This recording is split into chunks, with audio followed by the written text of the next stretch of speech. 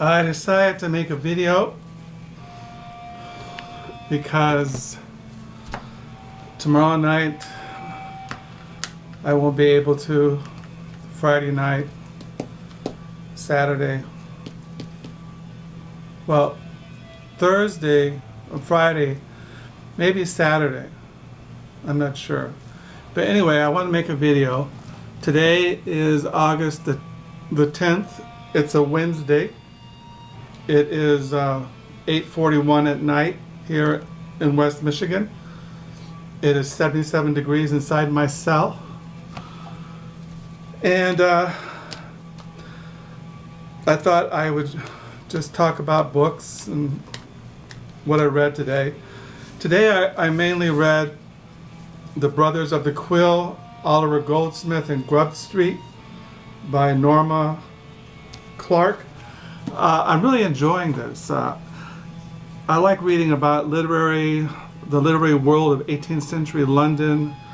It goes into Oliver Goldsmith, it goes into Samuel Johnson, the writers of that time, what literary life was like, what intellectual life was like among writers of the 18th century there in London, England. So I'm really enjoying this.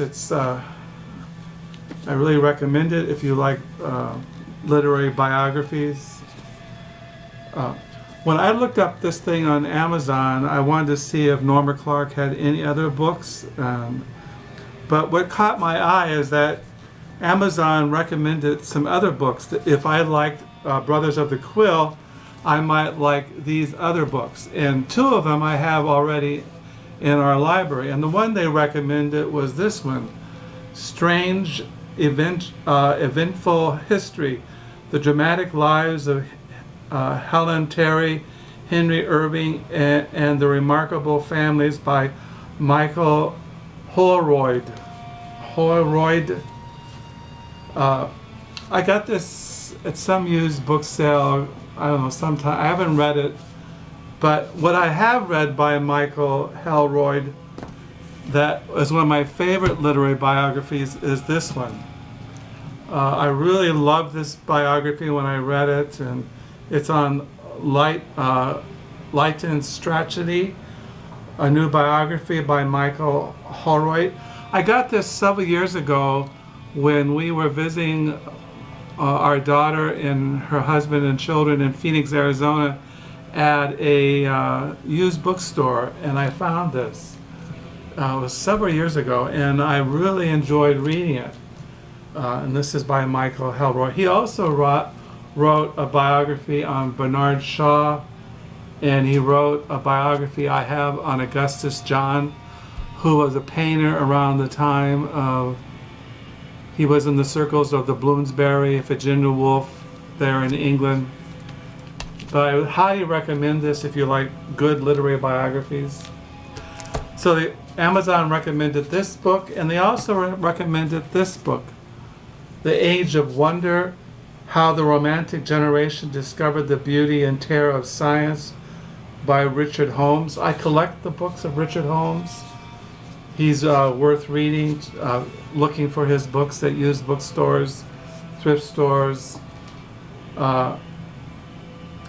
He wrote a 2-volume biography on Coleridge, Early Visions, and the second volume, Coleridge, Darker Reflections. I have the first volume, Coleridge and Early Visions.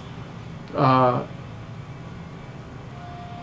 don't have his book, Dr. Johnson and Mr. Savage, which I want.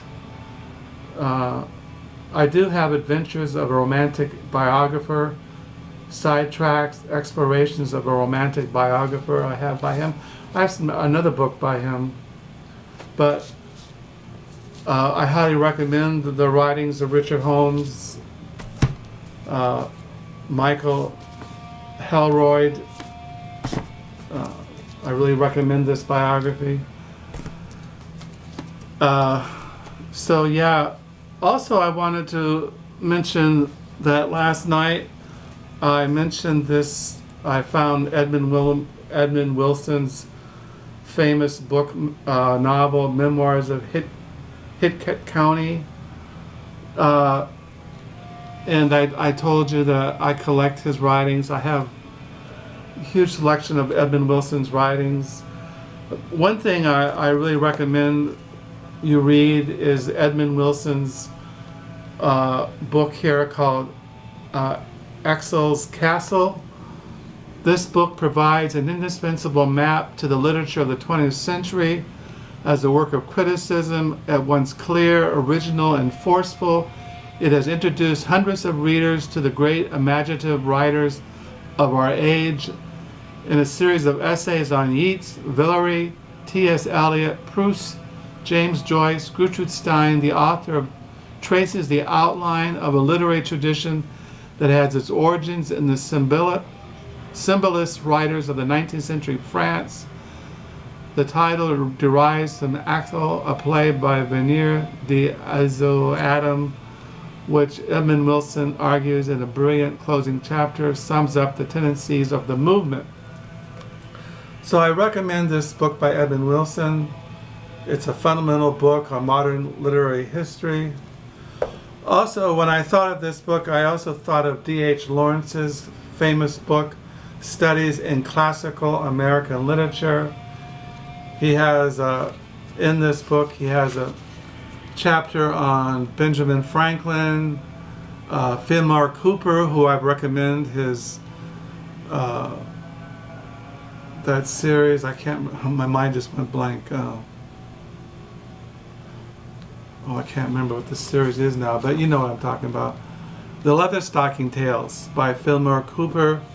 He has a chapter on Edgar Allan Poe, Nathaniel Hawthorne, Dana's 2 Years Before the Mass, which I told you many videos ago that 2 Years Before the Mass was a book I read when I was in, I think, the 8th grade, and it really, it's one of the first books I remember reading when I was in junior high. He has a chapter on Herman Melville's Teepee and Omo, and Herman Melville and Moby Dick, and the last chapter is on Walt Whitman. But this is a very famous book by D.H. Lawrence, Studies in Classical American Literature. I recommend these two books if you're really into history of literature, modernism, 19th century American literature. And you can't go wrong reading the writings of Edmund Wilson, very famous writer, literary critic. Also, I forgot to mention that Saturday when I volunteered at the library used bookstore, this was my free book for volunteering, The Western Photographs of John A. Hilders, Myself in the Water.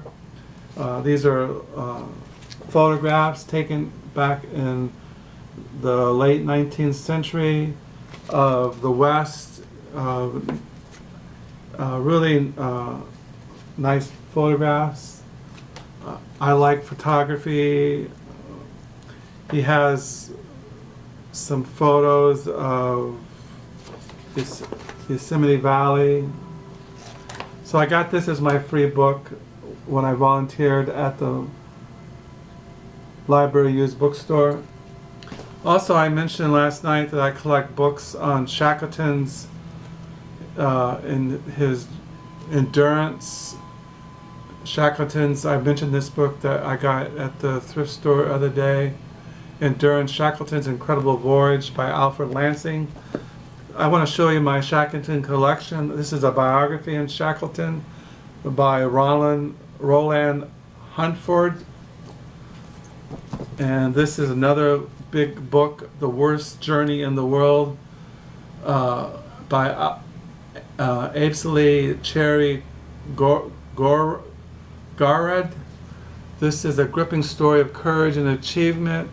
Only the writings of D.E. Lawrence, Sir Richard Burton, and Ernest Shackleton compare with this harrowing memoir. So yeah, this is not on Shackleton. I just looked in the back. This is on Robert Falcon Scott to the Antarctica on the explorer's doomed quest for the South Pole. Recounts the unforgettable journey across the forbidding and hostile terrain He was also a member of the search party that ultimately discovered Scott's frozen body along with his last entries. So yeah, this is on somebody else. I must have grabbed it. But this is on Ernest Shackleton's South. And this is a book on the Endurance, Shackleton's legendary Antarctic exploration by Caroline Alexandra. It has all these photos of the ship stuck in the ice, the Endurance, all these photos.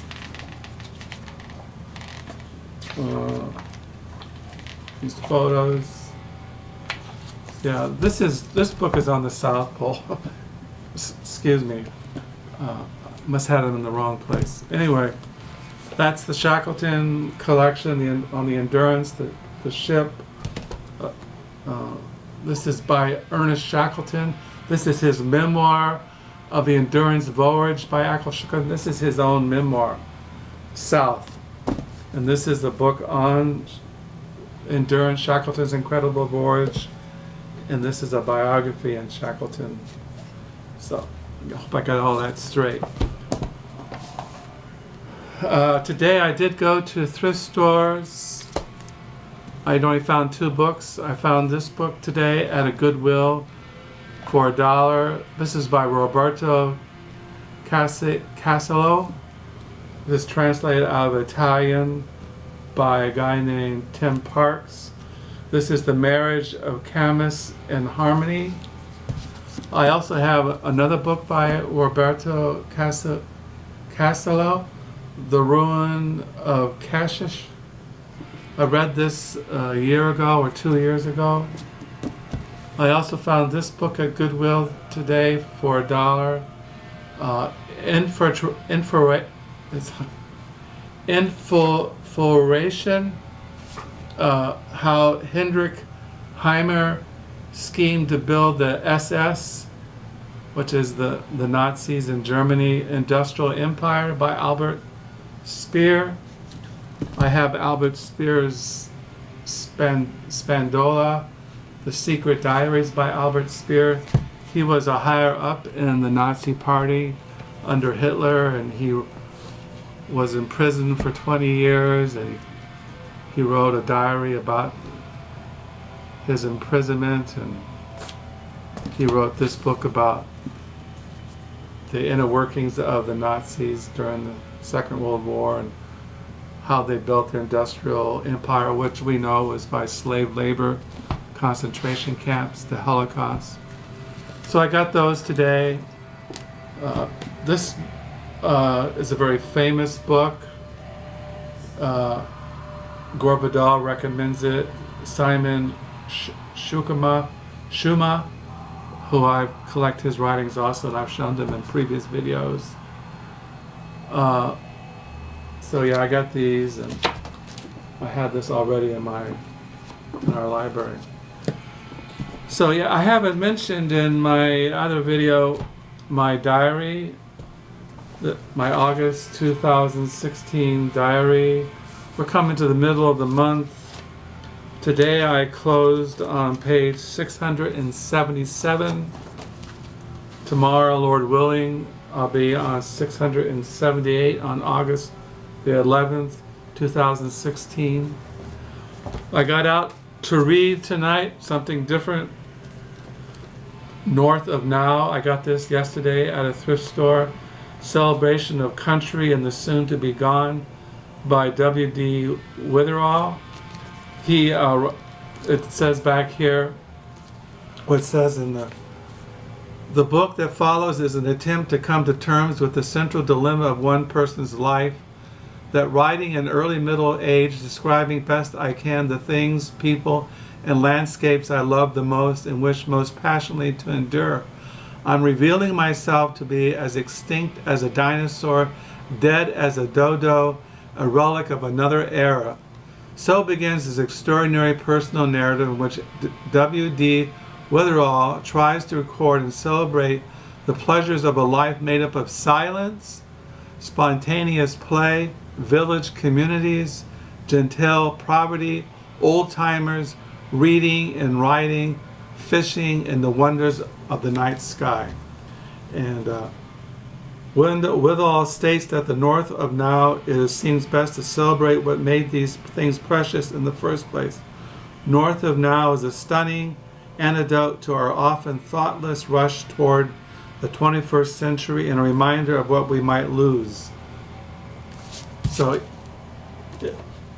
I look forward, I'm going to look at this tonight. So that's what I'm going to read tonight. That's what I got at thrift stores. That's what's on my mind. These are the books that I wanted to mention tonight. Check out, like I said, check out D.H. Lawrence Studies in Classic American Literature. Check out Axel's Castle by Edmund Wilson. Oh, also, I started reading from my morning devotions, God Has Spoken in His Word, a biblical theology of Hebrews. Hebrews is one of the New Testament.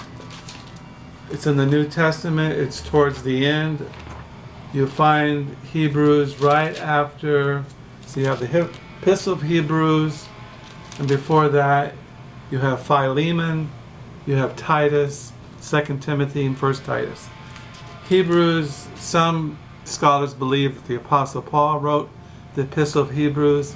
Some say Apollos, some say they don't know. But I'm going to start reading God Has Spoken in His Son, A Biblical Theology of Hebrews by Peter T. O'Brien. Peter T. O'Brien is one of my favorite New Testament scholars. I just got this, I think end of last month. So I'm reading that for devotions along with the Word of God, the Bible. So that's what I wanted to share tonight.